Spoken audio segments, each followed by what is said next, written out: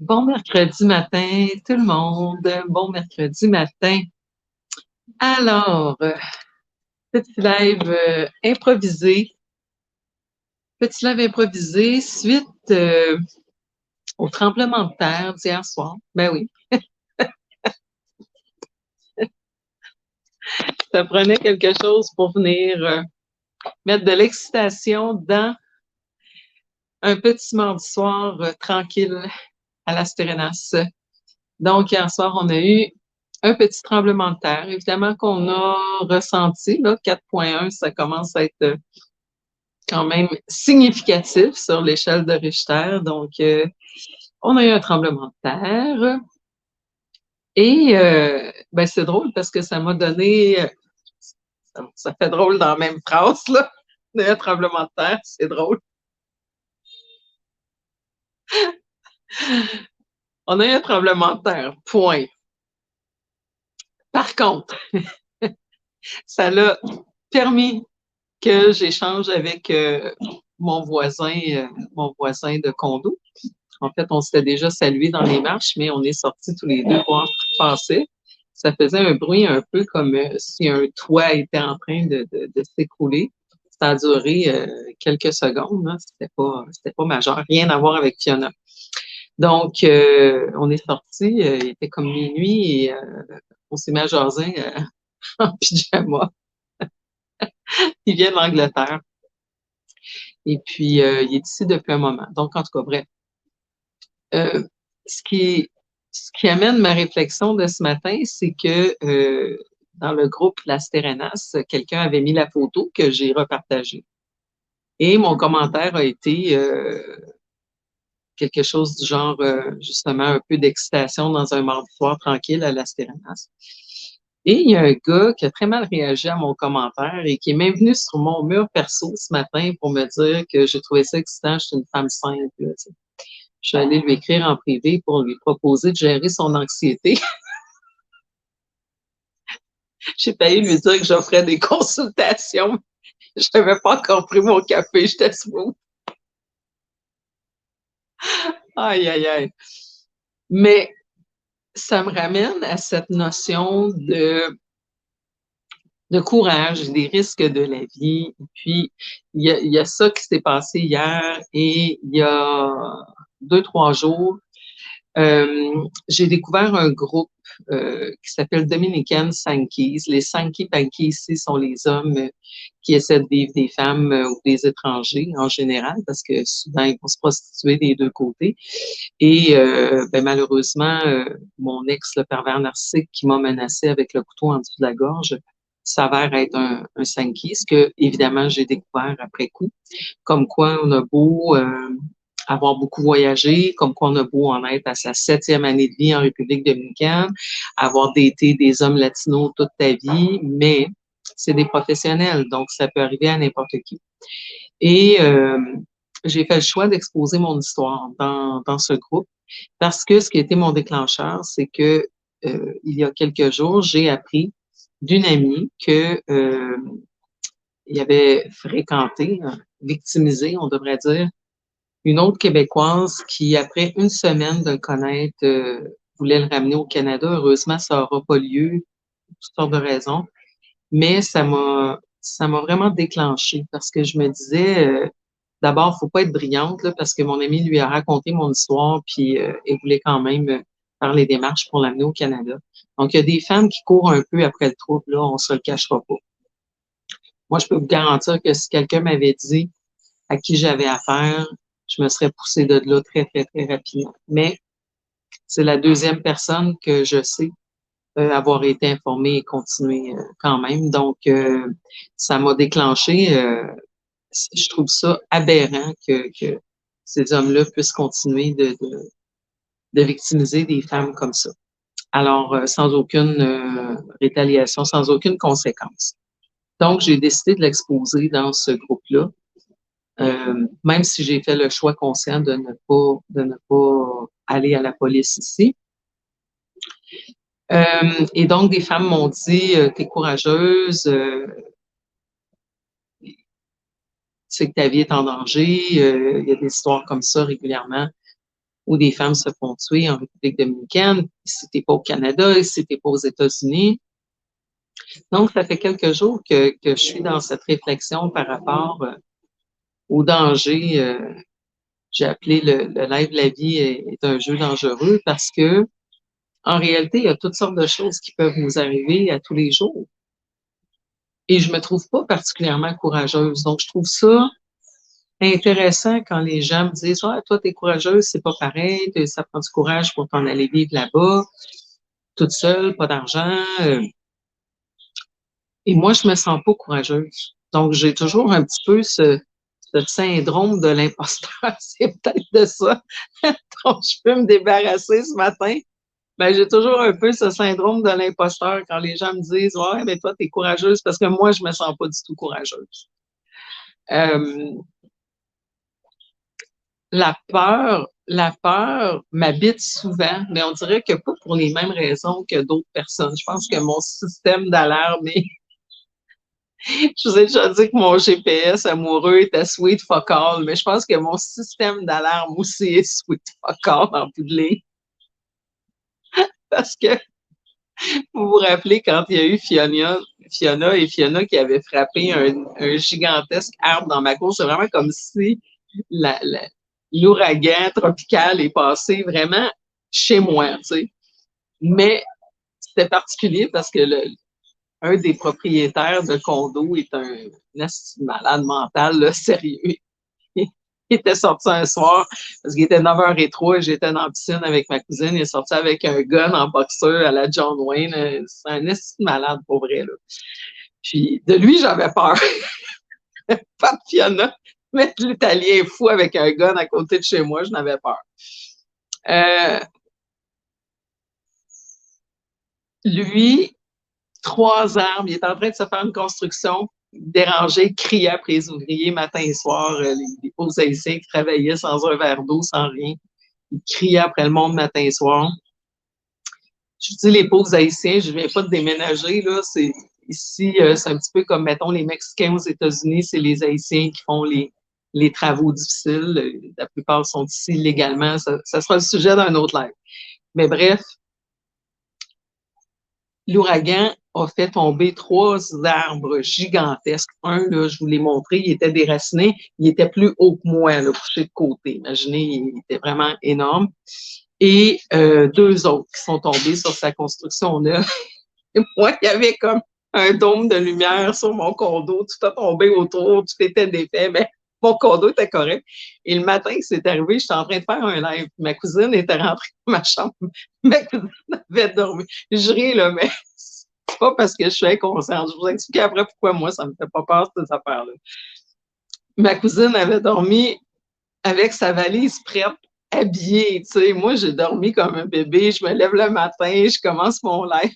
Ma cousine rentre dans ma chambre quand l'arbre s'est fait déraciner parce qu'on a entendu un vacarme. Moi, j'étais dans le live. Je la regarde, je dis, qu'est-ce qui arrive? Elle dit, l'arbre s'est fait déraciner. J'ai dit, OK, y a-t-il des dégâts? Elle dit, il est tombé chez le voisin. Puis, ça a été plus fort que moi. J'ai eu comme un petit éclat de rire parce que, tu sais, faut vraiment connaître le personnage pour comprendre. Puis, j'ai dit, on est correct. Elle dit, oui. J'ai dit, ben, je t'enlève, tu sais. Dire dérange-moi pas. Puis j'ai continué mon live. Puis oui, évidemment, j'ai partagé des images. Puis bon, je tenais mes proches au courant du fait que j'étais correcte. Mais au-delà de ça, qu'est-ce qu'on va faire? Tu sais, tu prends des précautions raisonnables quand on annonce une tempête tropicale, mais c'est un peu comme nous autres au Québec. Tu sais, je veux dire, ils annoncent une tempête avec du verglas, etc.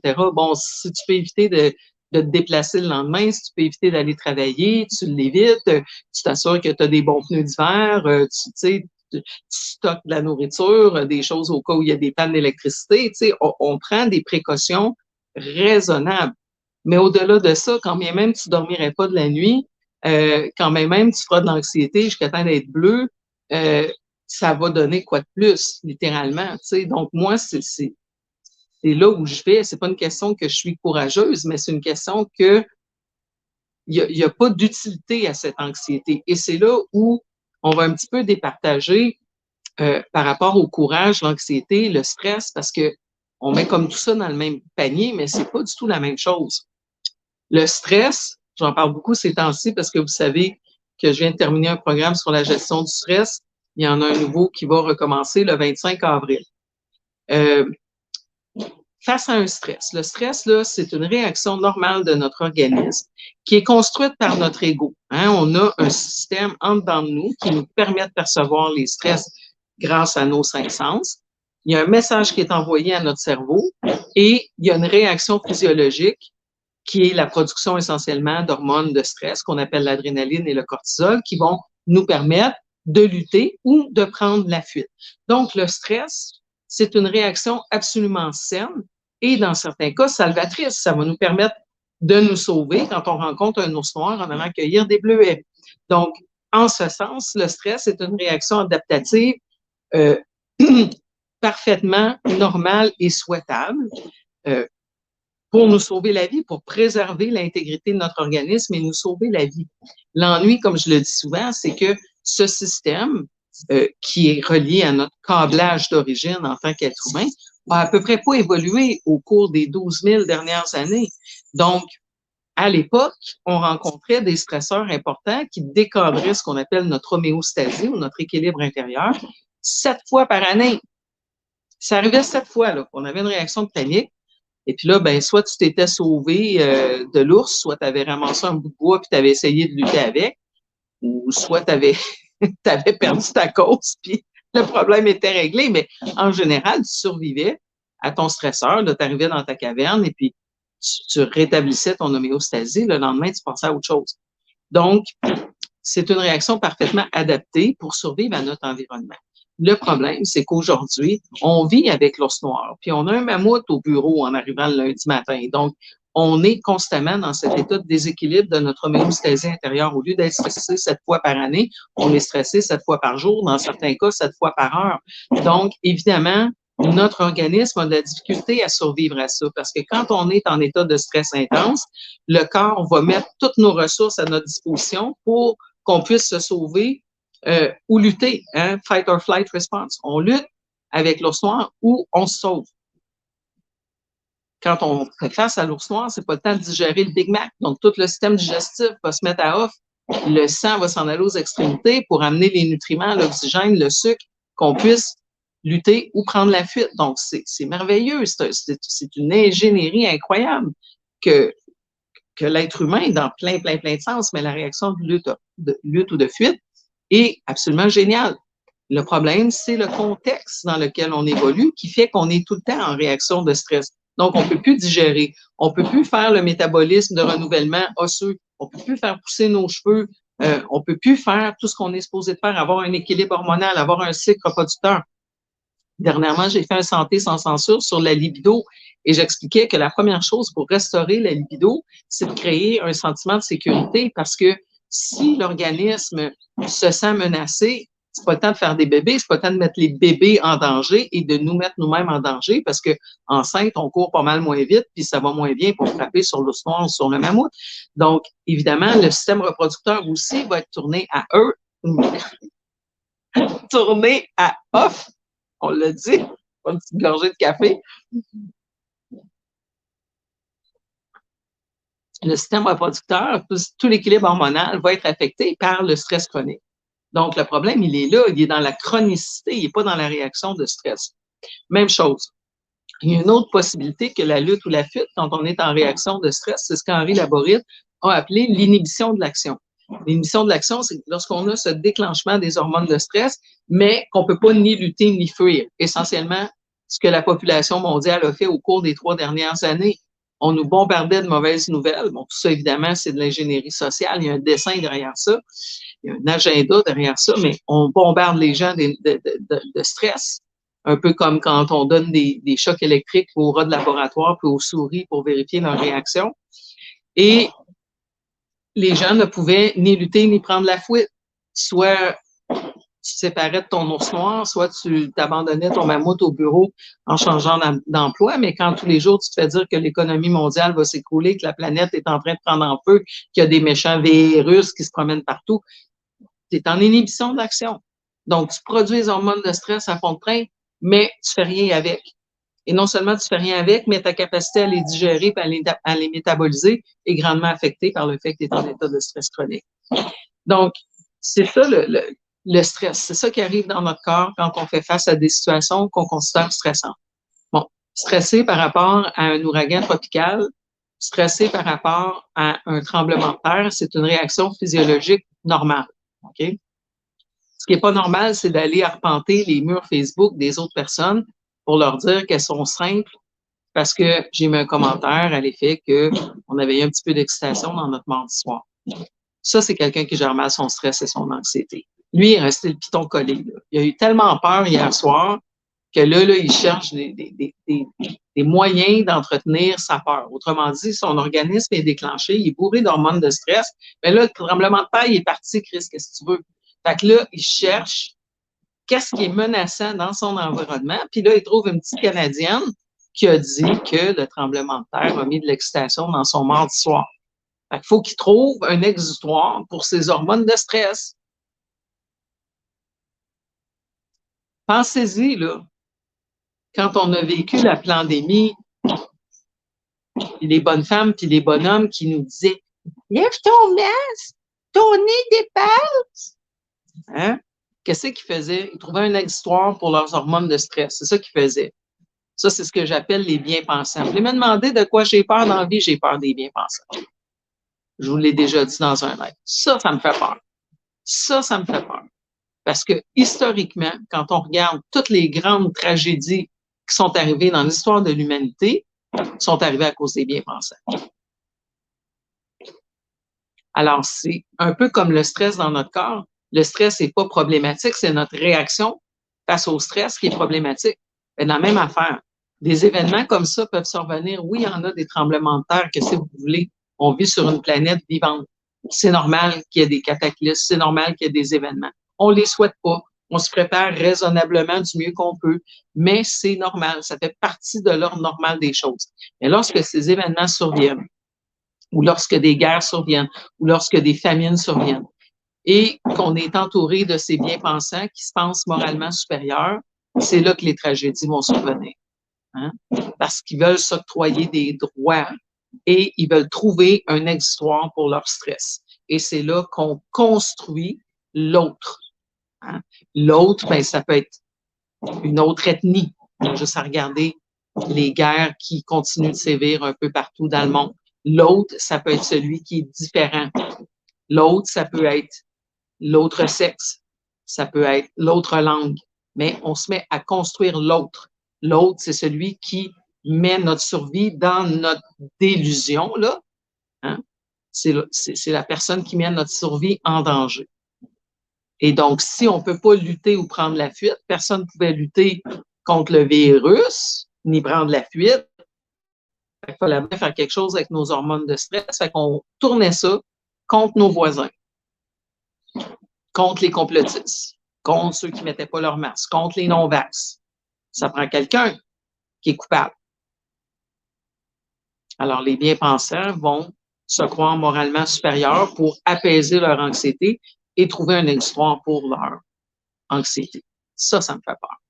Ça me fait peur parce que quand on lisait dans les journaux des choses comme les non-vax ne devraient pas être admis à l'hôpital, on devrait les laisser crever en avant de la porte, qu'on lisait qu'on devrait se faire emprisonner.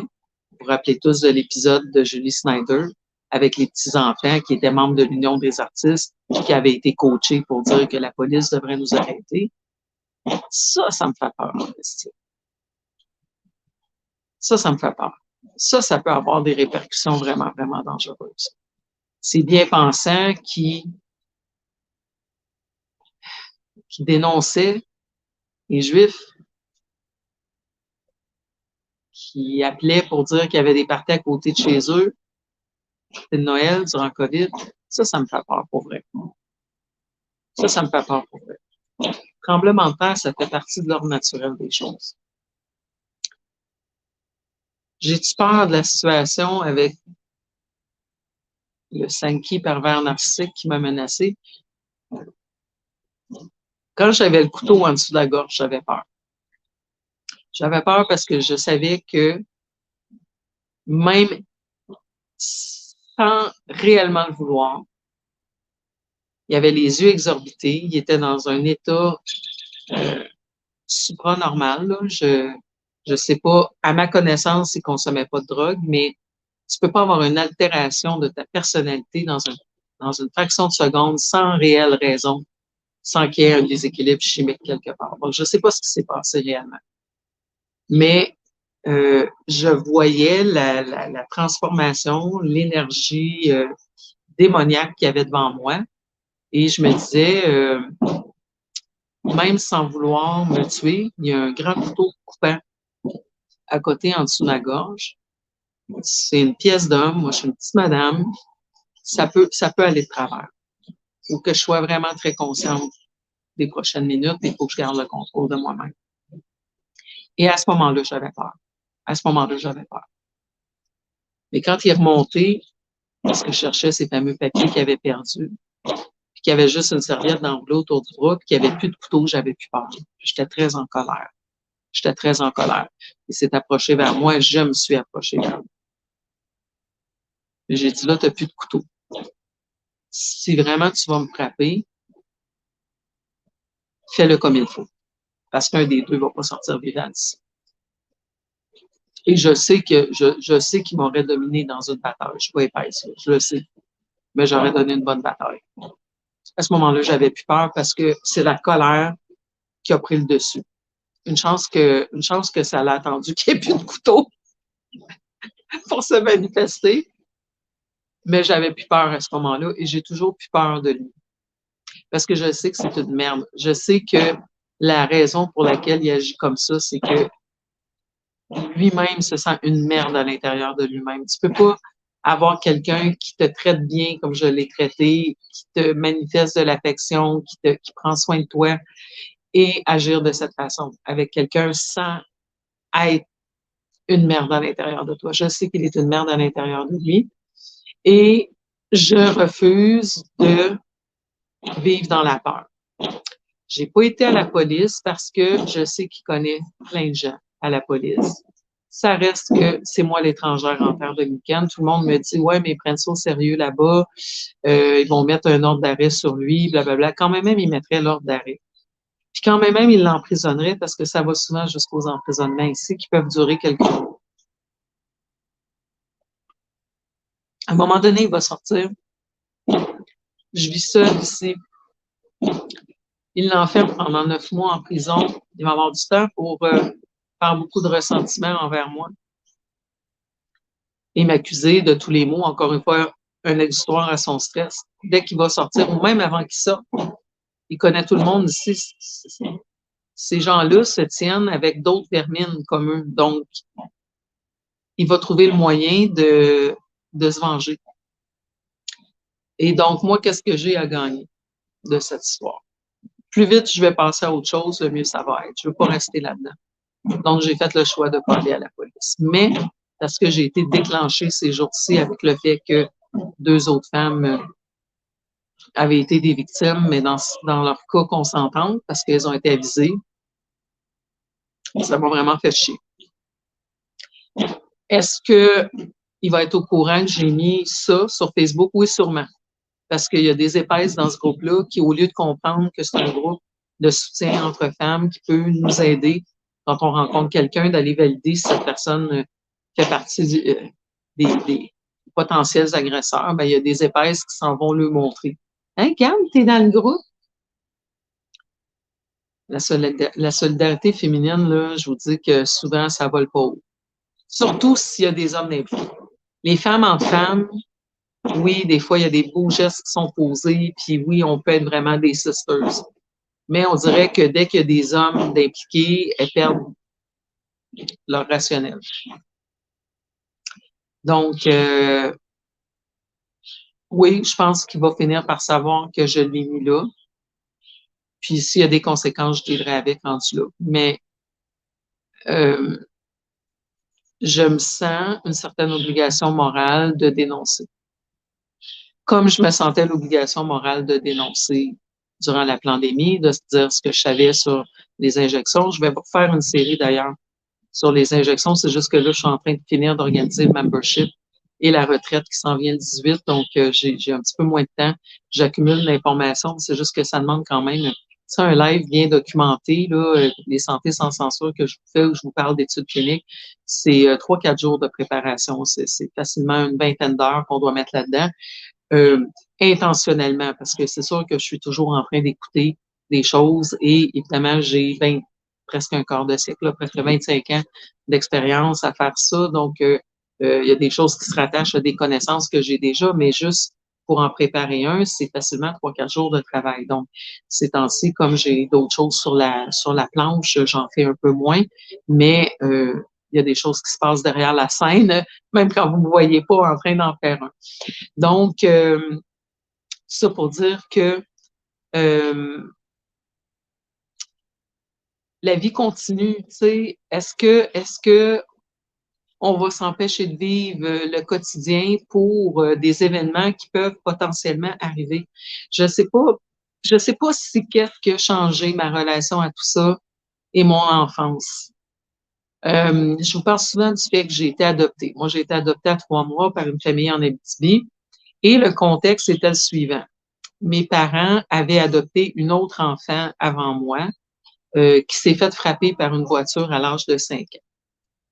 Et le bon curé bien pensant de la paroisse, à l'époque, avait dit à mes parents, ben oui, mais allez juste en adopter une autre. Tu sais, comme quand ton petit chien meurt, ben tu vas en chercher un autre à SPCA. Tu sais, c'était pas mal comme ça, l'adoption là des années 70. Donc, moi, je suis arrivée dans ce contexte-là. La petite fille est morte au mois de décembre, on m'a adoptée au mois de février. Donc, vous imaginez un contexte de deuil qui avait pas été fait, de toute évidence. Puis, mon frère, qui avait 14 ans de plus que moi, qui vivait de la culpabilité par rapport au décès de ma sœur, qui a développé toutes sortes de mécanismes envers moi, tout ça à cause de ça. Bref, c'est un contexte pas évident, qui a été dominé par l'alcoolisme, la violence de mon père. Et puis, l'anxiété de ma mère. Vous comprenez que cette femme-là, l'enfant qu'elle avait adopté, puis de laquelle elle avait pris soin des années après pas avoir pu tomber enceinte, avoir un autre enfant, mon frère, son premier enfant, est né dans un contexte où elle venait de perdre son mari, elle avait 16 ans.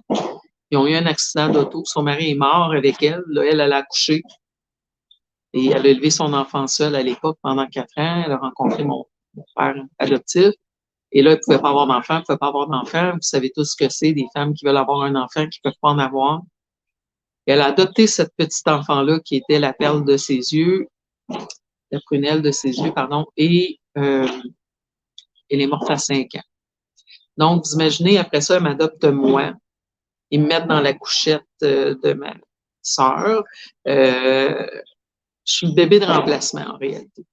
Mais je suis dans l'ombre, je suis dans cette projection de mes parents par rapport à la possibilité que je perde la vie. Donc, très, très, très jeune, je savais c'était quoi la mort. Très, très, très jeune, je savais que même si on est un enfant, on peut mourir. Tu sais, il y a des enfants qui vont prendre conscience de la mort quand un grand-parent va mourir. Et quand on est jeune, les grands-parents, c'est vieux, vieux, vieux, vieux, vieux. Je sais pas si vous vous rappelez, moi, je m'en rappelle.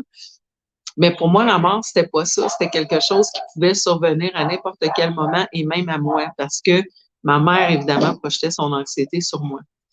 Et, comme on dit en anglais, where attention goes, energy flows. Hein? Où est-ce qu'on place notre attention, l'énergie va aller.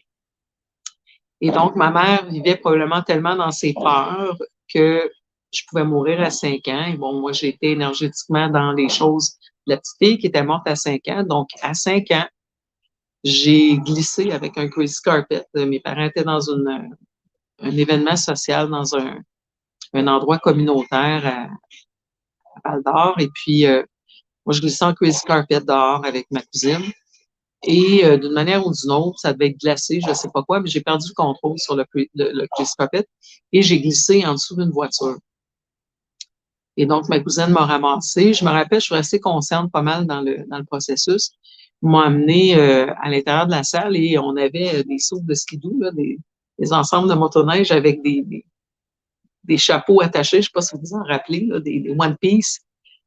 Et bon, évidemment, moi, j'étais plein de sang. Et ma mère, quand elle m'a vu, c'est sûr qu'elle a paniqué, là, n'importe quelle mère qui voit son enfant de 5 ans plein de sang dans le visage va paniquer. Mais imaginez quand elle a eu un enfant qui est mort à 5 ans d'un accident d'auto. Euh, donc, ma mère est venue pour enlever la capine de mon One Piece et une partie de mon crâne levée avec. Donc, elle l'a calmement remis et on est parti évidemment à l'hôpital. Et j'avais été blessée quand même assez sérieusement à la tête. Là. Je me rappelle, ils m'ont coupé, j'avais les cheveux, j'avais des longs cheveux ondulés. Ils m'ont coupé ma tresse. Ça, c'est un des traumatismes de ma vie. Je pense que c'est un des premiers. Je me rappelle, parce que quand je suis retournée à l'école, avant, tout le monde arrêtait ma mère sur la rue pour lui dire que j'avais des beaux cheveux. Et là, ils m'ont coupé les cheveux à l'hôpital, donc c'était n'importe quoi. Les gens demandaient si j'étais un petit gars ou une petite fille. Vous comprenez que me faire couper les cheveux à ce jour, c'est pas un événement que j'affectionne particulièrement. Ma coiffeuse Sylvie me suit sur Facebook. Salut Sylvie, ça fait des années, ça, je sais pas, peut-être 30 ans que j'ai la même coiffeuse parce que pour moi, c'est un peu traumatisant d'aller me faire couper les cheveux. Maintenant, j'ai confiance à Sylvie, mais c'est parti de là. Donc, euh, ma mère a vécu donc sa vie à avoir peur qu'il m'arrive aussi quelque chose. Et je ne sais pas si c'est en réaction à ça que moi, pour pas que ces projections et ces anxiétés de ma mère m'étouffent, ben, je fonçais quand même. Je fonçais quand même. Puis, tu sais, j'avais peur aussi parce que mon père était extrêmement violent. Mon père, je dirais, nous battait. Puis, il n'était pas juste violent avec nous. Ça pouvait être un épisode où ma mère avait déplacé la table pour faire laver le plancher. Et lui regardait la télé dans le salon, assis à la table, mais ma mère ayant déplacé la table, ça avait affecté son angle. Fait que ça l'a fait chier, fait qu'il est arrivé, puis il a poussé la table. Ça, c'était souvent des gestes brusques qu'on n'attendait pas, donc on vivait toujours avec cette espèce de stress post-traumatique, d'anxiété de qu'est-ce qu'il allait faire, parce qu'il explosait à tout moment. Et il est allé chercher une chainsaw, il est rentré dans la maison avec la chainsaw allumée, puis il a décidé de se faire une corde d'arche avec. Tu sais, là, quand t'es petit, le bruit d'une chainsaw dans une maison, c'est pas évident, là, tu sais. Donc, c'est toujours des choses comme ça qui étaient violentes vraiment de toutes sortes de façons. Je pense que j'ai dû aussi m'adapter à vivre dans un environnement qui était toujours extrêmement stressant. Donc, peut-être que ces choses-là ont fait qu'aujourd'hui, pour moi, oui, il va arriver un tremblement de terre, mais tu sais, en même temps, je refuse de vivre ma vie dans un état de peur, dans cet état d'inhibition de l'action, parce que j'ai cette conscience aiguë que la vie a une date d'expiration. Et j'ai toujours eu cette envie de vivre. Je suis quelqu'un, vous avez sûrement remarqué, qui dort pas beaucoup. Et c'est pas parce que je souffre d'insomnie, c'est juste parce que je suis tout le temps wired. Tu sais, il y a plein d'affaires que je veux faire, mes journées passent trop vite, j'ai jamais le temps de tout faire. Puis là, depuis que je flirte avec la ménopause, là, j'ai cette conscience aiguë qu'il me reste moins de temps à vivre. Là, j'ai bien beau être la naturopathe que je suis, mais il me reste moins de temps à vivre que ce que j'ai déjà de vécu. Donc, c'est ce sentiment que je montais la côte, puis là, je suis sur le déclin. Là. Peu importe ce que je vais faire, je suis sur le déclin. Et donc, j'ai cette anxiété de ne pas avoir le temps de transmettre tout ce que je sais, tout ce que j'ai accumulé de bagages en naturopathie pendant un quart de siècle. Je voudrais pouvoir mettre le doigt dans un truc puis que mes connaissances soient partagées. Puis je, je, j'ai, j'ai cette anxiété que ma vie n'ait pas servi à ce qu'elle devait servir, qu'il y a une perte en réalité. Donc là, obsessivement, je monte des programmes, je fais parce que j'ai cette conscience aiguë que je ne vivrai pas pour toujours. Et j'ai toujours eu ce mal de vivre. Je veux tout voir, je veux tout faire, je veux connaître tout le monde, je veux aimer tout le monde. Euh, alors, j'ai pas le temps d'avoir peur. J'ai pas le temps d'avoir peur parce que la peur va interférer avec ma jouissance de la vie. Et pour moi, la priorité, c'est ça. La priorité, c'est de profiter de chaque minute. Parce qu'on ne sait pas si c'est la dernière. On ne sait pas si c'est la dernière. Et si je suis assez paralysée à avoir peur de ce qui va m'arriver, je ne vais pas en profiter. J'ai peur des choses qui m'empêchent de profiter de la vie en réalité. J'ai peur de la maladie. Pourquoi j'en sais tellement sur la santé? C'est que j'ai peur d'être malade. J'ai failli mourir à 25 ans. Puis tu sais, ça aussi, quand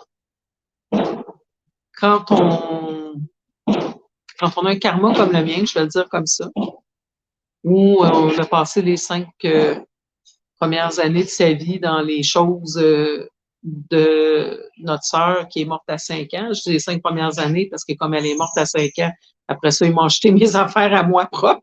Ils ne pouvaient plus me mettre dans celle de ma sœur.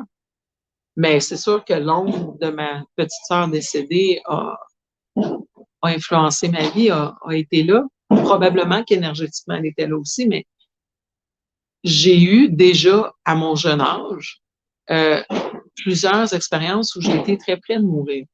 La première fois, c'est, je prenais un cours, j'avais fait un programme de langue, il était un Summer Language Program au Humber College à Toronto. Et on se baignait, on était parti faire une activité de groupe et une fille était en train de se noyer, une petite japonaise. Et j'ai été formée comme lifeguard assez jeune parce qu'on vivait entouré d'eau chez nous. La terre en Abitibi sur laquelle j'ai grandi, on avait un lac à la fin de la terre, on était toujours dans l'eau. Et j'adore l'eau, donc très jeune, j'ai fait des cours de lifeguard et je savais très bien que je devais pas m'approcher d'elle, mais on était dans un lac où on touchait pas le fond. Donc moi, ça faisait peut-être 1 heure que je me baignais, on jouait, tout ça. Et à un moment donné, j'ai vu qu'elle était en train de se noyer, mais on était quand même assez loin du port et personne n'avait l'air conscient de ce qui se passait. Il n'y avait pas de quai, il n'y avait pas de gilet de sauvetage, il n'y avait rien. Donc, je la regardais quand elle sortait de l'eau, j'avais 18 ans. Elle me regardait quand elle réussissait à sortir de l'eau. Et j'ai fait le choix à ce moment-là que je ne voulais pas vivre avec ce regard-là et que j'allais prendre une chance d'essayer de la sortir de là. Mais évidemment, dès que je me suis approchée d'elle, elle m'a prise et elle a essayé de monter par-dessus moi, ce qui fait qu'elle m'a vraiment coulé. Et à un moment donné, je me rappelle avoir senti le fond du lac comme avec mes fesses. Et j'essayais de sortir avant, je luttais. Puis à un moment donné, quand j'ai touché le fond, j'ai fait comme non, c'est juste ça, mourir chantage, juste let go. Et il y a vraiment une paix intérieure qui m'a envahie et j'ai vraiment comme laissé aller. Et ça a duré une fraction de seconde et à un moment donné, ça a été non. Non, c'est pas le moment de mourir, tu sors de là. Et ce qui a été, mon déclencheur, j'ai pensé à ma mère, en fait. Ma mère qui avait perdu l'autre fille de 5 ans, ma mère adoptive. Et je me disais, je peux pas y faire ça, là. Elle peut pas en perdre une deuxième. Et il y a comme une énergie surhumaine qui s'est emparée de moi et j'ai sorti. Quand je suis arrivée sur le bord, il y a des gens qui m'ont aidé à sortir de l'eau et pendant comme 3 jours, j'avais mal partout dans le ventre. Je sais pas si c'était des coups qu'elle m'avait donnés ou c'était juste le sentiment d'être allée au bout de mes forces, mais euh, ça a été assez marquant. J'avais trouvé ça particulier parce que elle, la fille que j'ai sortie de là, le soir, était en train de faire la fête. Et moi, j'étais très perturbée de ce que j'avais vécu. Et donc, ça a été ma première expérience de vraiment toucher la mort. Je considère pas que celle que j'ai eue à 5 ans, parce que pour moi, à 5 ans, je suis restée tout le temps consciente, je suis restée toujours dans mon corps physique. Donc oui, ça a été dangereux, j'aurais pu mourir là, mais je ne l'ai pas vécu moi comme ça. Mais celle-là, à 18 ans, je m'en rappelle très, très bien. Et l'été d'après, j'ai eu un accident de moto en revenant des États-Unis où une voiture avait traversé de notre côté et nous a bloqué la route et moi, j'étais passagère sur la moto et j'ai été catapultée vraiment par-dessus la moto. Et je me suis dit, quand je vais atterrir, tu sais, c'est sur l'autoroute, là, quand on traverse les lignes, hein, dans le coin de la colle, je me suis dit, c'est sûr qu'il y a une voiture qui va m'écraser. Et quand je suis tombée par terre, puis qu'il n'y avait pas de voiture qui m'avait écrasée, évidemment, l'adrénaline a fait que je me suis tirée de là. Mais je me rappelle avoir vu ma vie dérouler là, rapidement durant le temps de ça. Puis bon, je m'en suis tirée avec des brûlures de contact quand mes jambes ont heurté le sol, puis une fracture au petit doigt, ce qui était quand même des peccadilles vu l'ampleur de l'accident qu'on avait. Le gars qui conduisait la moto a eu quelques fractures, mais on était quand même correct. Donc, c'était la deuxième fois. Et la troisième fois, évidemment, c'était quand on m'a laissé pour morte à 25 ans ici en République dominicaine suite à avoir eu la typhoïde pendant 2 ans et une grosse prise d'antibiotiques et d'un médicament qui donne la leucémie, le chloramphénicol. C'est incroyable qu'on m'ait donné ça pendant 2 ans. C'était avant Internet, hein, donc on ne pouvait pas faire nos propres recherches à ce moment-là.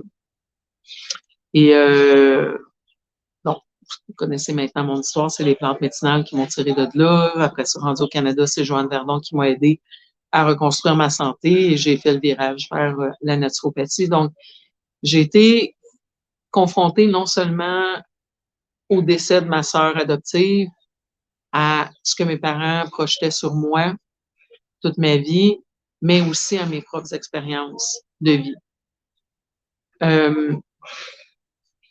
Est-ce que c'est pour ça que mon attitude face au danger est différente? Certainement, certainement.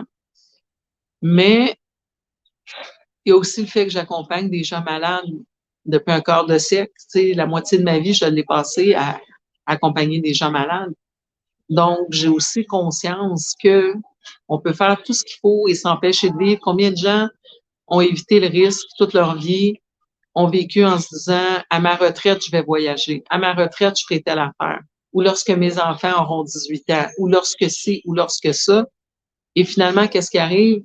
Ces gens-là se tapent une grosse maladie, décèdent sans avoir rien fait. Il y a des gens aussi, vous vous rappelez peut-être, il y a quelques années, quand le pont-tunnel avait eu un effondrement à Montréal, il y a des gens qui en sont décédés. Tu pars le matin, tu t'en vas travailler. J'avais entendu une histoire d'un gars que sa blonde l'avait rappelé pour lui donner un bec. Puis ça le faisait chier un peu, mais il est retourné pour donner un bisou à sa blonde. Puis il y a des gens devant lui dans le tunnel qui sont morts. Vous vous rappelez aussi cette histoire du couple qui venait de se marier à Montréal. Le lendemain de leur mariage, leur première journée de lune de miel, sont assis en avant du château Champlain en train de déjeuner, puis il y a une dalle du château Champlain qui s'écroule sur la femme là-dessus, sur le cou. Ils sont deux à la table. N'importe quelle dalle, n'importe où aurait pu tomber, mais non, il y a une dalle qui tombe du château Champlain sur la femme qui vient de se marier. On n'a pas le contrôle sur notre destin. Alors, quand même, on s'empêcherait de faire des choses. Quand même, on aurait peur tout le temps. Tout ce que ça va faire, c'est qu'on va passer à côté des moments de vie qui nous sont donnés. On a une date d'expiration. Tu sais, souvent, les seules choses qu'on a comme sécurité dans la vie, c'est qu'on va mourir à un moment donné, puis que Revenu Québec va venir te chercher n'importe où. Les impôts et la mort sont les seules sécurités qu'on a dans la vie. Alors, on va-tu passer notre vie à avoir peur de quelque chose qui est inévitable? C'est sûr qu'on va mourir. L'idée, c'est pas d'avoir peur pendant qu'on est en vie. L'idée, c'est de profiter au max des moments de vie qu'on a. Tu sais, moi, quand je danse, là, je pourrais être à la place des arts avec 50 000 personnes devant moi, je serais pas plus heureuse.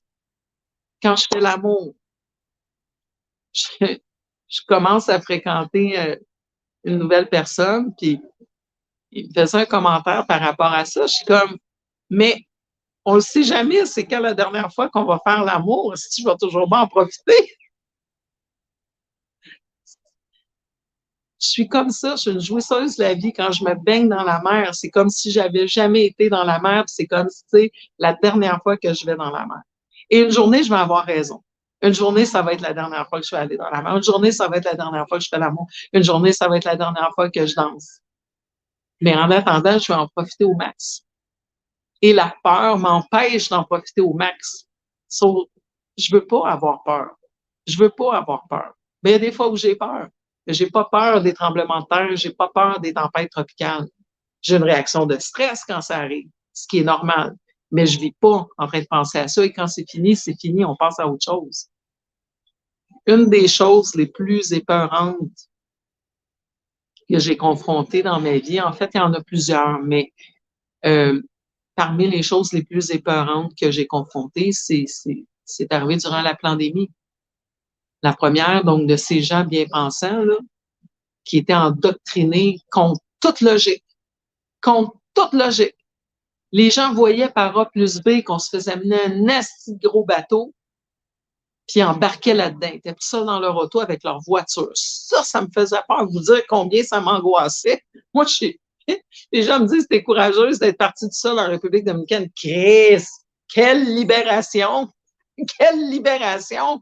Je vivais de l'anxiété de voir des gens comme ça autour de moi tous les jours, de sentir cette énergie des gens palpables de peur puis de jugement tout le temps parce que j'étais non-vax puis parce que si, puis les insultes puis les menaces que je recevais, ça me faisait peur. Ça, j'avais peur.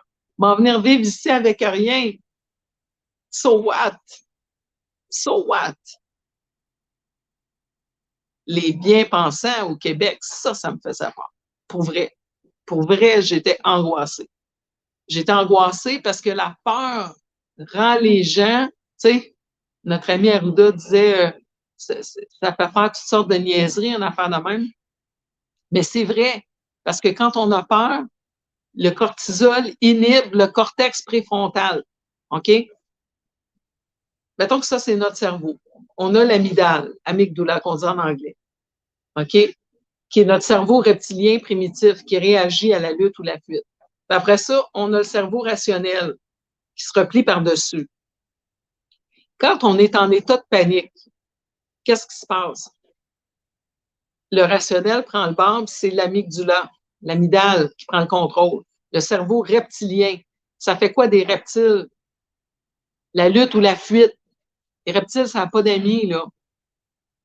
Votre voisin, là, c'est plus votre bon voisin quand il est paniqué avec les virus. Vous devenez un ennemi. Et c'est son cerveau reptilien qui gère la game. Ça me fait peur. Ça me fait peur. OK? Parce que quand c'est le cerveau reptilien qui est en contrôle, là, les hormones de stress s'en vont. Sous l'action des hormones de stress, les gens font des stupidités. Ils n'ont plus de cerveau rationnel, de cortex préfrontal qui gouverne. Et ça, j'ai peur de ça. Ça, j'ai peur de ça. Toutes les grandes tragédies de l'histoire sont arrivées à cause que les gens étaient dans cet état-là. Vous pensez que c'est un hasard qui entretienne la peur? Après la peur des terroristes, c'est arrivé quoi? La peur des virus. Là, ils l'entretiennent. Là. Tu sais, Bill Gates, quand je vous ai parlé de la prochaine pandémie, avec son équipe de Germ Team de 2000 scientifiques qui vont monitorer en tout temps la présence des virus puis le risque d'une pandémie, puis qui vont nous faire des drills, des exercices de pandémie. Tu sais, puis bientôt, quoi, des drones qui vont circuler pour nous dire le risque de pandémie aujourd'hui est à 5,2 sur l'échelle des pandémies. Mettez votre masque, restez chez vous. Hein? C'est-tu vers ça qu'on s'en va? Le stress constant. Parce que quand les gens sont stressés, ils font des niaiseries. Quand les gens sont stressés, ils obéissent aux directives. Sans raisonnement. L'amygdale, hein? C'est plus le cerveau intelligent qui gouverne. Et quand on est en état de panique, on écoute la voix de papa. On est câblé pour ça. Donc, Papa Legault ou un autre dictateur en puissance. Ça, j'ai peur de ça.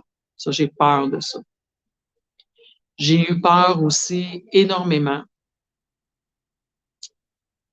d'être privé de ma liberté. Quand ils ont dit qu'ils fermaient les frontières, j'ai fait mes 2 valises, j'ai mis du stock sur les nuages, j'ai acheté des terras additionnels, pour amener tout ce que je pouvais d'informations, je suis partie. Je ne peux littéralement pas être privée de déplacement. Par exemple, si j'ai pas de voiture, je trouve ça très difficile. J'ai le choix déchirant à faire de vendre mon auto quand je vais revenir au Québec cet été pour avoir l'argent pour m'en acheter une ici. Mais je sais que ça va changer ma qualité de vie. C'est juste que j'avais pas encore réellement prise la décision de m'installer ici. Mais c'est en processus et je tends vers l'éventualité de m'installer. Et donc, d'être privé de ma liberté, pour moi, c'est extrêmement anxiogène. Euh, c'est quelque chose qui me fait peur. Vieillir malade, c'est quelque chose qui me fait peur. Mais la chose, je pense, qui m'a fait le plus peur dans ma vie, euh, quand mon fils m'a annoncé qu'il allait se soumettre aux injections. Mon fils qui avait jamais eu aucun vaccin de sa vie, mon fils qui n'a pas fréquenté de médecin, mon fils a pris un antibiotique pendant 2 jours, une fois dans sa vie. Mon fils n'avait jamais, jamais, jamais rien pris, n'a pas été dans les hôpitaux, n'a pas eu de vaccin. Et là, à un moment donné, en octobre dernier, de l'année d'avant, en octobre 2021, je suis partie en novembre. Mon fils m'a annoncé qu'il allait se faire injecter parce que, étant militaire, pour pouvoir continuer à rester au sein des Forces armées canadiennes, il a dû se soumettre. Il l'a fait in extremis, là, vraiment au dernier moment. On a monté un gros protocole naturopathique, homéopathique, pour pallier le plus possible aux effets secondaires, immédiats en tout cas, parce que je pense qu'il y a certainement des effets à long terme qu'on ne connaît pas encore. Je savais de vous parler de tout ça en passant. Mais je peux vous dire que j'ai eu très peur. J'ai eu très peur et évidemment, il y a dû en avoir 2 parce qu'on était rendu là. Ça a été, je peux vous dire, dans les choses de ma vie, la chose qui m'a fait le plus peur. La chose qui m'a fait le plus peur, et j'ai encore peur, parce que je sais que son état de santé est altéré. Il va bien, mais je sais ce qui se passe réellement. Donc, ça, c'est des choses qui me font peur pour vrai, mais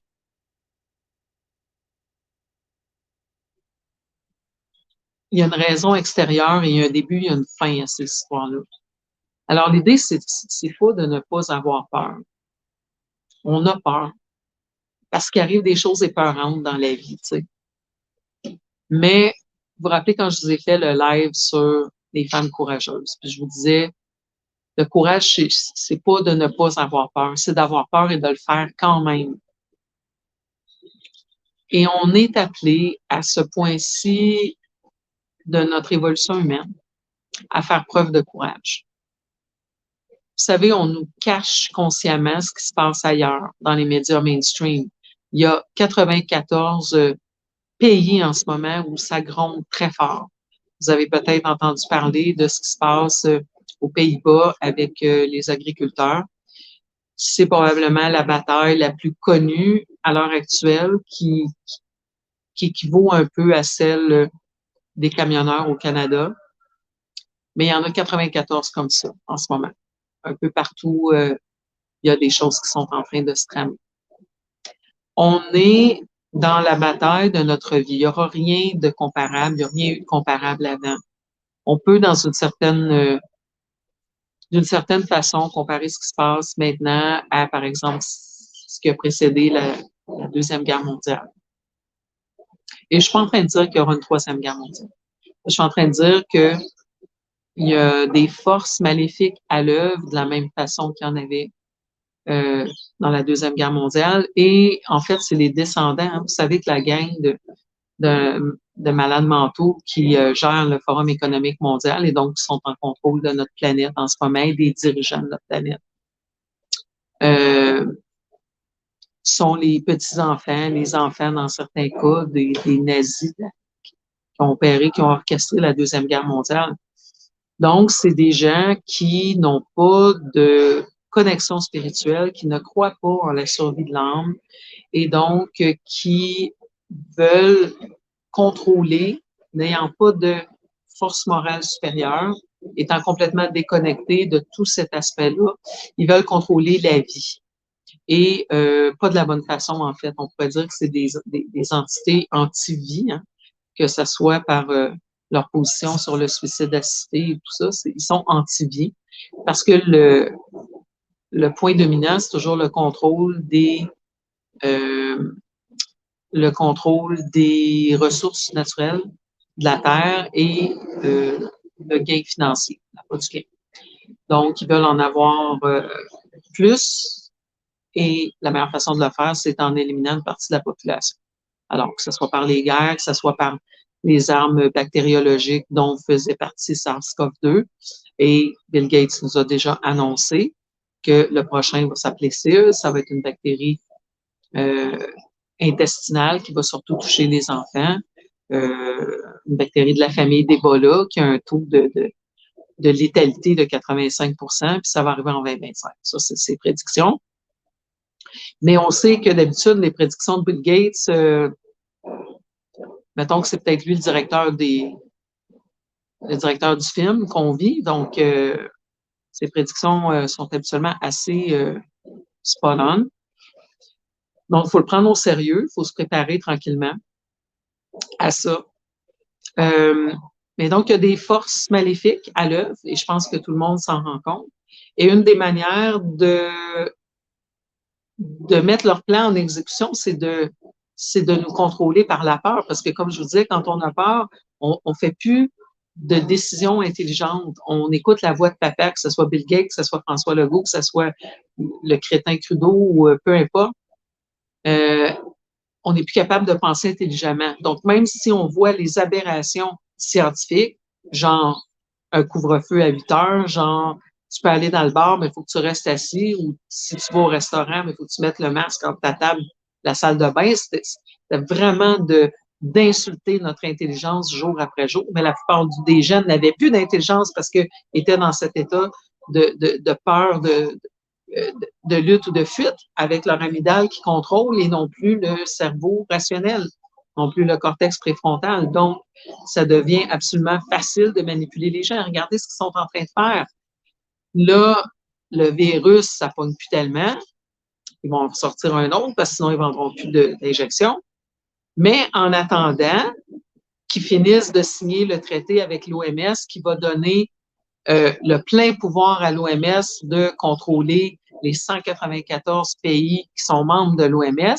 Dans le cas où ils vont déclarer une pandémie, qui va déclarer la pandémie? L'équipe de 2000 payée par Bill Gates, qui vend des vaccins, des injections à tour de bras, qui est déjà en train de préparer celui qui vont nous servir en 2025. Ils ont déjà un plan du déploiement de l'injection. Ils ont un plan de déploiement de l'injection en 2025 du virus. Dans ce cas-là, c'est une bactérie, c'est pas un virus. Mais bref, ils nous entretiennent par la peur. Ils nous entretiennent par la peur. Et là, c'est la peur de quoi? C'est la peur du réchauffement climatique. Alors, qu'est-ce qu'ils vont nous faire faire par rapport au réchauffement climatique? Là, c'est encore les bien-pensants qui vont mener le bal. Quand vous allez prendre votre voiture avec de l'essence, vous allez être aussi criminel que lorsque vous ne preniez pas l'injection expérimentale. Bientôt, vous allez voir circuler les cadres sur Facebook de « Je n'ai plus rien, je suis heureux » ou « J'ai vendu ma voiture, je sauve la planète ». J'ai passé l'hiver à me réchauffer avec une chandelle, je sauve la planète. Hein? C'est ça, là, leur cheval de bataille, le réchauffement climatique. Vous remarquez que c'est toujours des ennemis invisibles qui n'ont pas de début ni de fin. Hein, la lutte contre le terrorisme. Bon, la lutte contre Saddam Hussein, c'était toujours bien de personne, on pouvait l'exterminer, passer à autre chose. Mais la lutte contre le terrorisme, ça commence où, ça finit où, le terrorisme? La lutte contre un virus. Il y en a 10 à la 31, 10 avec 31 zéros autour de moi pendant que je vous parle. Comment qu'on va lutter contre ça? La lutte au virus. Il y a 4% de notre ADN qui est d'origine virale. Les virus permettent à notre organisme de faire des upgrades. On n'aurait jamais développé le placenta si on n'avait pas été exposé aux virus. Les virus, ça fait partie de... sais, on a fait la lutte aux microbes jusqu'à temps de se rendre compte que quoi? Qu'on a 10 à la 14 bactéries, microbes dans notre intestin, le microbiote maintenant. Hein? Tout le monde prend des probiotiques, puis du kombucha, puis du kéfir, puis des aliments fermentés. Pourquoi? Parce qu'on s'est rendu compte que on a des microbes dans notre intestin, on a plus de microbes qu'on a de cellules dans notre corps. On est un pool à microbes avec une pensée retenue ensemble avec un champ énergétique. C'est ça qu'on est. Et pourtant, combien d'années on a fait la lutte aux microbes avec la pasteurisation et des injections.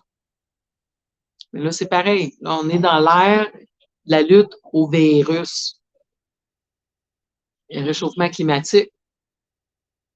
On le sait tous que c'est un autre hoax, un autre bullshit pour nous faire payer des taxes carbone pour contrôler qui vend quoi. Vous savez, pendant la pandémie, les riches se sont enrichis.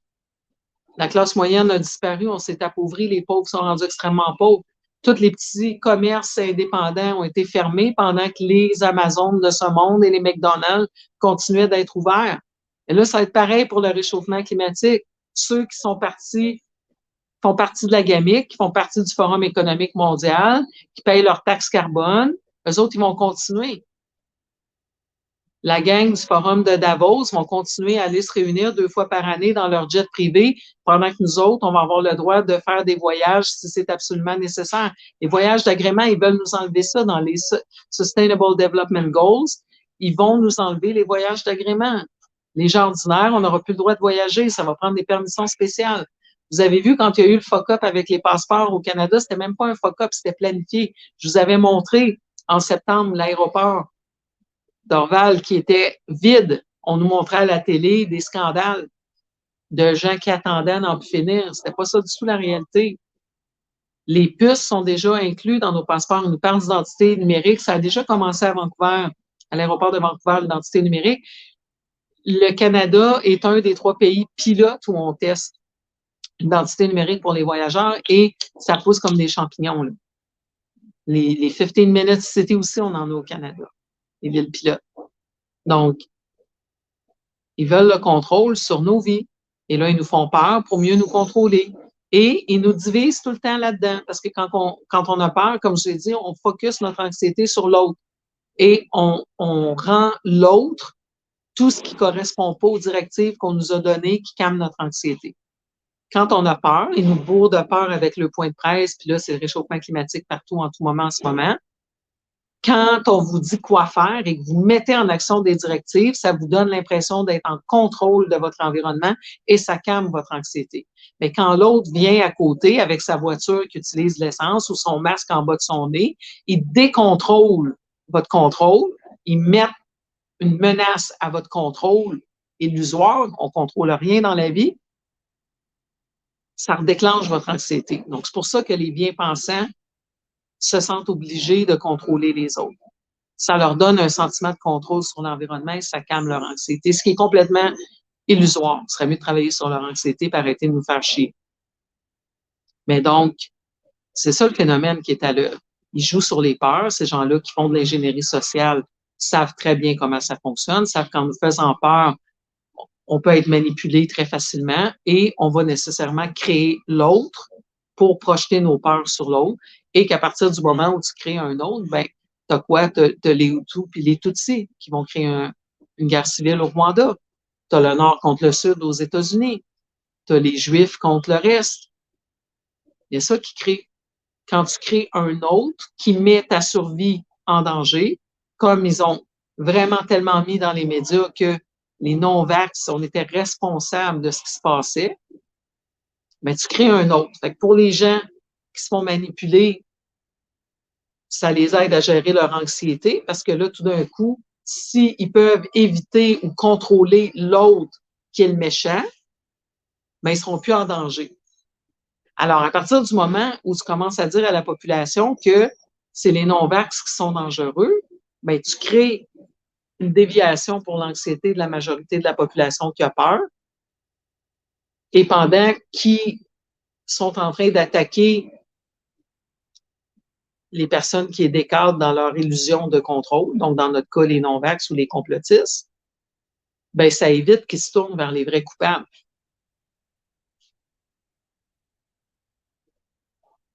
Donc, ça, au contrôle, crée une division. C'est toujours la même vieille stratégie de diviser pour mieux régner. Et crée une division qui permet de focaliser les hormones de stress de la majorité qui ont peur envers la minorité qui n'a pas peur. Et donc, la majorité qui a peur va contrôler la minorité qui n'a pas peur d'eux autres. Donc, ils n'ont même pas besoin de nous contrôler eux. Quand Legault a dit aux gens « délatez vos voisins », ben, c'est ça qu'ils faisaient. Ils se servaient de ce phénomène dont ces gens-là sont très bien informés, qui fait qu'en état d'anxiété, on va écouter la voix de papa, puis on va essayer de diriger notre attention vers la source perçue de menace. Et là, ben, eux autres, ils ont tout l'appareil médiatique. Hein. Vous savez que 95 96 des médias appartiennent aux mêmes corporations, les BlackRock et compagnies de ce monde. Et ce sont des appareils de propagande de l'État et des entités non démocratiquement élues, genre la gang du Forum économique mondial, qui passent leur message. Vous savez, c'était 13 millions par mois qui étaient dépensés par Legault de notre argent durant la pandémie à travers les différents médias qui ont fait perdre leurs émissions à des gens comme moi qui voulaient dire la vérité. Donc, ils entretiennent cette paranoïa, ils entretiennent cette peur qu'ils dirigent vers ceux qui remettent leur autorité en cause. Comprenez-vous, vers les moutons noirs. Alors, ils n'ont même pas besoin, eux autres, de nous contrôler en martelant la population de ce message que les complotistes, les non-vax sont ceux qui vous mettent en danger. Eh bien, le contrôle était exercé par le restant de la population. Donc, c'est comme ça qu'ils arrivent à leur fin. Alors là, c'est la même chose avec le réchauffement climatique. Il n'y a pas de début, il n'y a pas de fin. Vous savez qu'officiellement, on est encore en pandémie selon l'OMS.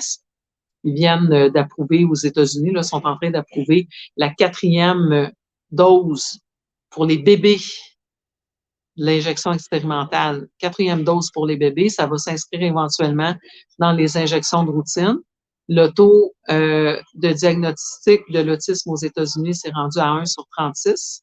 Un enfant sur 36 est diagnostiqué sur le spectre autiste aux États-Unis. Puis on va incorporer le booster de la pandémie dans le calendrier vaccinal, même s'il n'y a plus de virus SARS-CoV-2 qui est dangereux. Ça n'a jamais été dangereux pour les enfants, mais ça va maintenant faire partie du calendrier vaccinal et on suit habituellement pas très loin derrière les États-Unis grâce au lobbying qui met beaucoup d'argent dans les poches des politiciens. Donc, c'est comme ça que ça fonctionne. Alors, on continue à maintenir l'histoire de la pandémie. Billy Boy s'en vient avec sa gang de Germ Team. Il va falloir que les pays payent 31 millions pour entretenir son Germ Team et nous rappeler constamment qu'on est en danger d'être soumis à une nouvelle pandémie. Pendant ce temps-là, ben, l'agenda du réchauffement climatique continue. On va nous déposséder de tout ce qu'on a grâce à cet agenda du réchauffement climatique. Et la prochaine étape, je vous en ai parlé, c'est Blue Beam, c'est l'invasion présumée des extraterrestres. Et on sait tous aussi que ça n'est pas vrai. Les extraterrestres sont vrais, selon moi. Je l'expliquerai pourquoi dans une autre vidéo, mais l'invasion qu'ils prétendent, là, puis là, toutes les attaques qu'on a depuis un bout de temps, ça fait toute partie du scénario de contrôle. Une autre affaire sur laquelle on n'a pas le contrôle, qu'il n'y a pas de début, qu'il n'y a pas de fin, et grâce à laquelle les gouvernements vont pouvoir nous retirer de plus en plus de pouvoir, de plus en plus de liberté, de plus en plus de droits, et nous mettre les uns contre les autres. Ceux qui veulent pas suivre les directives, eh bien, on va être encore une fois les ennemis of the state. Et ils vont nous soutirer de l'argent, ils vont nous restreindre nos libertés civiles et tout ça, en nous faisant peur, bon, non seulement avec les gros virus, mais le réchauffement climatique, mais maintenant les extraterrestres. Et ça va servir de prétexte pour imposer le nouvel ordre mondial. On va dire, voyez, vous n'êtes pas capable de vous protéger tout seul.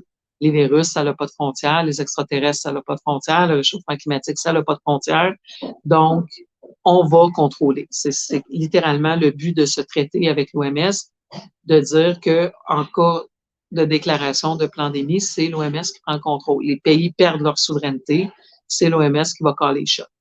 Et là, ben après ça, ça va être un traité sur le réchauffement climatique puis sur l'invasion extraterrestre. Donc, en bout de ligne, ça va être cette gang de malades mentaux du Forum économique mondial et les semblables, tous les richissimes héritiers des nazis qu'on n'a pas élus démocratiquement, qui vont contrôler notre destin. Si on les laisse faire. Vous savez, on a le libre choix. On a toujours le libre choix. Mais c'est sûr que quand on tombe dans la peur, on devient des victimes consentantes.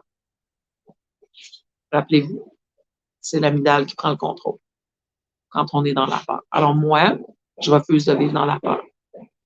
Je pense qu'on dit souvent qu'on est impuissant. Les gens sont impuissants face à ce qui se passe, face au mondialisme, face au réchauffement climatique, à toutes ces niaiseries. Je pense que la première chose qu'on peut faire, c'est de reprendre le contrôle sur nos peurs. La peur, c'est juste un mécanisme de l'ego, construit par l'ego. Et l'ego, c'est le système immunitaire de notre système émotionnel. Donc, comme je vous disais, la réaction de stress face à un événement réel. Fiona, tremblement de terre hier soir, couteau en dessous de la gorge avant Noël. Ça, ce sont des événements réels. C'est normal d'avoir une réaction de stress durant ces événements. Ce qui n'est pas normal, c'est après de s'empêcher de vivre parce qu'on a eu des événements comme ça. Et l'ego, parce qu'il essaie de nous protéger, puis qu'il reste toujours à sa version 101, ben dès qu'il y a un événement qui s'apparente de près ou de loin à ce qu'on a vécu, on a la petite voix en dedans qui dit « Fais attention, l'autre fois, il est arrivé ça, il va t'arriver ça encore, pour essayer de nous protéger. » Comme ma mère essayait de me protéger pour que je me fasse pas tuer à 5 ans comme ma sœur. Mais si on laisse ces voix, si on laisse ces peurs, si on laisse l'ego contrôler notre vie, d'un, on va rien empêcher de ces choses d'arriver, mais ce qui est encore plus dramatique, c'est que le bout de vie avec sa date d'expiration qui nous est donnée, on ne pourra même pas en profiter. On ne pourra même pas en jouer, on ne pourra pas en profiter. Et ça, c'est dramatique pour moi. Ça, c'est dramatique. Passer une vie à avoir peur de quelque chose qu'on ne peut pas contrôler, à avoir peur de quelque chose d'inévitable. Évidemment, on prend des précautions raisonnables, mais il ne faut pas laisser la peur nous paralyser. Il ne faut surtout pas laisser la peur nous convaincre que l'autre est un vecteur de virus, que l'autre contribue au réchauffement climatique, que l'autre. Je vous dis toujours, il y a deux polarités dans l'univers. L'amour et la peur. C'est même pas la haine qui est l'antithèse de l'amour, c'est la peur. C'est la peur qui contribue à toutes les choses laides que l'humain a fait. Derrière le racisme, c'est quoi? C'est la peur. Quand des hommes commettent des féminicides ou plantent un couteau en dessous de la gorge, en réalité, c'est qu'ils ont peur. Ils ont peur de la puissance du féminin, ils ont peur de la déesse qui est capable de donner de la vie, qui est capable d'enfanter et de soutenir un bébé à son sein pendant 3 ans. Ils ont peur de notre puissance. Ils ont peur de notre lumière. Parce que dans une pièce obscure, même si elle fait 50 mètres carrés ta pièce, ça prend juste une toute petite bougie pour vaincre la noirceur. Juste une petite bougie, tout petite. Comprenez-vous pourquoi ils essaient de nous contrôler, pourquoi ils ont peur? Parce qu'avec une petite bougie, on peut éclairer une pièce en entier. Donc, ces malades mentaux qui essaient de nous contrôler, les pervers narcissiques qui nous menacent au couteau, c'est des gens qui ont peur, sont terrorisés de notre lumière. Et la lumière, c'est quoi? C'est l'amour. Y a-t-il quelque chose de plus lumineux que quelqu'un qui est amoureux, amoureuse? Que ce soit amoureux de quelqu'un ou dans mon cas, amoureux des fleurs, de la mer, de la danse, de tout ce qui bouge, de tout ce qui vit. Quand on est dans cet état d'amour, d'exaltation, on est lumineux, on brille. Et tout ce qui est obscur, soit va essayer de venir voler notre lumière ou va avoir peur de notre lumière et va essayer de l'éteindre.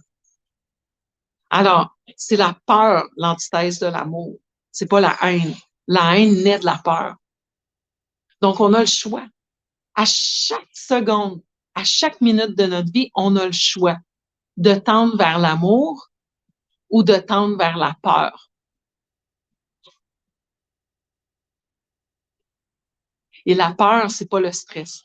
Le stress, c'est les réactions naturelles face à un événement dangereux. La peur, c'est la réaction entretenue. Et ça, c'est un choix.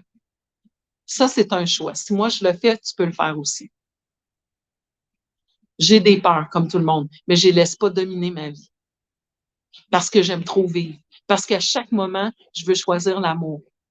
Ça m'arrive d'avoir peur. Ça m'arrive d'être dans mon lit et de pas vouloir sortir. Pareil comme tout le monde. Et ça dure quelques minutes. Dans le pire des cas, ça peut durer une journée. Puis après, je me dis, merde, j'aurais pu aller à la plage aujourd'hui, j'aurais pu aller danser aujourd'hui, j'aurais pu aller chercher un câlin ou donner un câlin. Moi, je vais vivre chaque minute à la dernière goutte. Je vais extraire tout le jus de la vie que je peux extraire.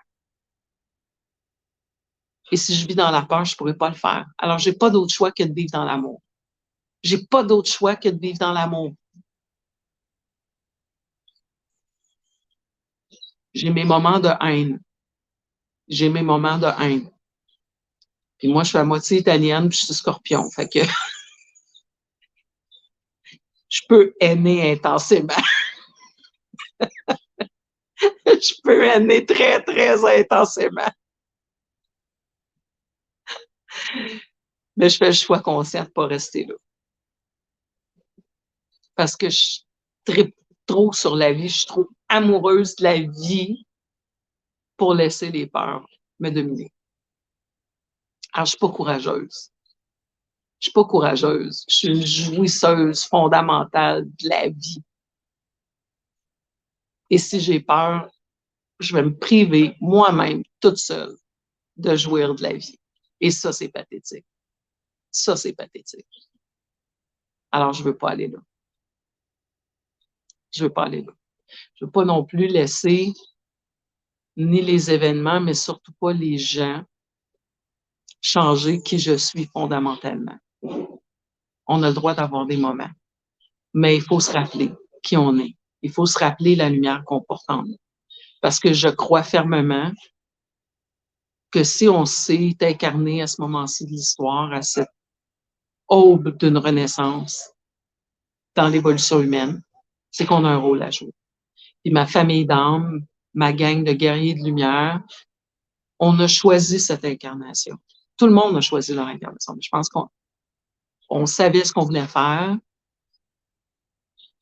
puis on a pris un engagement par rapport à ça. Et quand tu es en petite boule dans ton lit puis que tu as peur, là, t'aides pas grand monde. On est venu avec nos petites chandelles, briser l'obscurité, à notre manière, chacun à notre manière. Chacun à notre manière. Ça peut être sur Facebook, comme je le fais, mais tu es peut-être juste un activiste dans ton travail, de par ta manière de t'alimenter, de par le fait que tu dis aux gens de confronter leur peur. On a tout le potentiel à chaque seconde, à chaque minute de notre vie de choisir l'amour. Et quand on fait ça, d'une manière ou d'une autre, on inspire les gens. Une personne, tu as fait ta job aujourd'hui. Mais quand on choisit la peur, on est en contraction. On est en contraction, on baisse nos vibrations. Et je vous disais tantôt, where attention goes, energy flows. Si vous passez votre temps à nourrir vos peurs avec votre attention, vous les matérialisez, vous leur envoyez de l'énergie et ça devient votre réalité. On est aussi la moyenne des 5 personnes avec lesquelles on passe plus de temps. Alors, si toi, je dis toi, mais c'est sûrement pas toi, sinon tu serais pas en train d'écouter mon live, ton conjoint est sur LCN 18 heures par jour à écouter des mauvaises nouvelles et que c'est la personne avec laquelle tu passes le plus de temps, il y a une partie de toi qui devient comme ça. Donc, on a des choix conscients à faire aussi par rapport à notre entourage, par rapport aux vampires énergétiques de notre entourage, mais si tu y penses, les 5 personnes avec lesquelles tu passes le plus de temps en ce moment, est-ce que c'est comme ça que tu veux devenir? Si tu fais la moyenne de ces 5 personnes, est-ce que c'est la personne que tu veux devenir? Et si c'est pas la personne que tu veux devenir, tu as des choix à faire, ma grande ou mon grand. Quand tu choisis d'écouter certains blogueurs, quand tu choisis d'écouter certains films, des films d'horreur, des choses comme ça, ben, il faut que tu regardes la quantité de temps que tu passes à faire ça parce que énergétiquement, tu vas matcher ça. Ta fréquence énergétique va s'adapter. On est des diapasons humains, c'est ça qu'on est. Donc, les gens de qui on s'entoure, la beauté de laquelle on s'entoure, la nature de laquelle on s'entoure ou pas, affecte notre champ énergétique. Les gens me disent, comment tu fais pour être tout le temps dans les affaires négatives de ce qui se passe avec les mondialistes? Moi, je suis plus capable. Moi, j'ai débranché tout ça. Je veux plus écouter les nouvelles. Ben, l'idée, c'est pas ça. Là, c'est comme tremblement de terre hier soir. Je vais faire comme s'il n'y en a pas eu. Mais non, il y en a eu un. Je suis sortie dehors pour voir qu'est-ce qui se passait, pour pouvoir déterminer mon cours d'action. Faut-tu que je sorte de la maison? Faut-tu que je reste dans la maison? Faut-tu que j'amène mon laptop, mon téléphone? Je peux-tu rester en pyjama tranquille à jaser avec mon voisin? Donc, il faut s'informer pour pouvoir choisir comment on va réagir face à ça. Mais il ne faut pas nourrir énergétiquement ces choses-là. Quand les gens disent, ah, mais tel blogueur continue à parler de telle affaire, mais on va le matérialiser. Moi, je préfère être dans la 5D. Vous savez ce que j'en pense? Je vais rester pognée à matin. Je suis encore à mon premier café. Je travaille tard le soir à essayer de finir le membership. Donc, c'est correct d'avoir peur, c'est correct d'écouter ce qui se passe. Il ne faut juste pas rester là-dedans. Et il ne faut pas s'entourer de gens qui restent là-dedans. Il ne faut pas qu'énergétiquement, ça nous affecte. On peut aller à la pêche sans se mouiller. Je suis capable d'écouter ce qui se passe dans le monde. Tu sais, là, il est question beaucoup de piratage informatique à l'échelle planétaire. C'est sûr que ça me fait peur. Oui, ça me fait peur. Je gagne ma vie en ligne. Je vais faire quoi si demain matin, on n'a plus d'Internet? Tu sais, c'est sûr que j'y pense. Mais j'essaie de faire confiance à ma capacité de résilience et à me dire, ben, j'ai trouvé une situation pour me soustraire à l'injection. C'était pas ça que je voulais faire. J'étais obligée de tout abandonner, mais quand je suis encore en vie. Donc, si c'est ça qui arrive, ben, je vais trouver une solution, comme je fais tout le temps, comme j'ai toujours fait. Comme je vous dis, le taux de survie jusqu'à date, mon taux de survie, votre taux de survie, à tous les événements dramatiques qu'on a vécus, c'est 100%. Fait que, quand même pas pire. Tu sais, dans le pire des scénarios, il va falloir qu'on s'adapte. Puis un jour, on va mourir, mais ça, c'est l'inévitable. Ça, c'est l'inévitable. Alors, il faut arrêter cette folie. On est rendu que les enfants, ils n'ont plus aucune liberté avec les parents hélicoptères. Ils n'ont plus aucune liberté. Ils sortent dehors, il faut les badigeonner de crème solaire cancérigène. Ils viennent au monde, il faut leur planter 42 injections, 72 aux États-Unis qui sont rendus. Juste pour qu'ils puissent sortir dehors. Ça n'a pas de bon sens. On est en train de nous pervertir complètement que tout est dangereux. Tenir la main de quelqu'un qui était en train de mourir, c'était dangereux. Les dommages qu'on s'est fait comme société, le dommage au cerveau, le manque de motivation de la jeunesse en ce moment, parce qu'on est en train de les convaincre que la planète va passer au feu et que c'est de leur faute. C'est vraiment pathétique. Moi, je refuse d'embarquer là-dedans. Je refuse d'embarquer là-dedans. Puis c'est à cause de refuser d'être injecté, c'est à cause de refuser de me soumettre au gouvernement, de me soumettre au Forum économique mondial, de vivre comme on veut que je vive. Ça va me coûter ma vie, ça va me la coûter. C'est un choix que j'ai fait. Je l'avais dit à mon fils au début de la pandémie, que si ça allait venir, qu'un jour l'armée allait rentrer chez nous pour nous injecter de force, j'allais choisir de mourir. Je préfère vivre selon mes principes, dans mon alignement, dans ma cohérence, dans mon intégrité, le temps que ça va durer. en jouissant de chaque minute, dans l'amour, plutôt que d'acheter le concept de la peur. Et oui, des fois j'ai peur, et oui, des fois je suis stressée, mais je veux pas rester là parce que ça m'empêche d'être dans l'amour et de jouer peut-être. C'est de ça que j'avais envie de parler. Encore une fois, vous parlez d'amour, vous parlez d'amour, vous parlez d'amour. Je peux pas faire mieux que vous en parler parce que de ma terre où il y a des tremblements de terre les mardis soirs et des tempêtes tropicales de temps en temps, c'est tout ce que je peux faire, c'est vous en parler. Cet été, je vais venir vous donner des gros câlins, des beaux gros câlins. Hey, le projet de membership avance. C'est vraiment une grosse job. Je pensais vraiment pas que ça allait être si lourd que ça, mais ça avance. J'en profite pour refaire le site web en même temps. Je suis en train d'ajouter des produits que je vais promotionner. J'ai du plaisir, par contre, à faire ça, je vous avoue. Et puis, les choses prennent place tranquillement. Euh, on va recommencer un défi détox le 10 avril. On va recommencer un programme de gestion du stress le 25. J'ai mes DS qui arrivent le 18. Ça va être un gros mois, le mois d'avril. Mais la vie est bonne. La vie est bonne. Alors, on essaie de rester dans l'amour. On essaie de s'éloigner de la peur le plus possible. On prend notre courage en main parce que rappelez-vous qu'on est une gang de petites chandelles qui avons choisi de venir illuminer les pièces sombres qui sévissent en 2023 et qui vont continuer de sévir si on ne s'y oppose pas. Mais ne sous-estimez pas votre pouvoir personnel. Ne sous-estimez pas votre capacité à changer les choses. On a déjà changé les choses. Ça serait pire que ce que c'est en ce moment, la situation, si on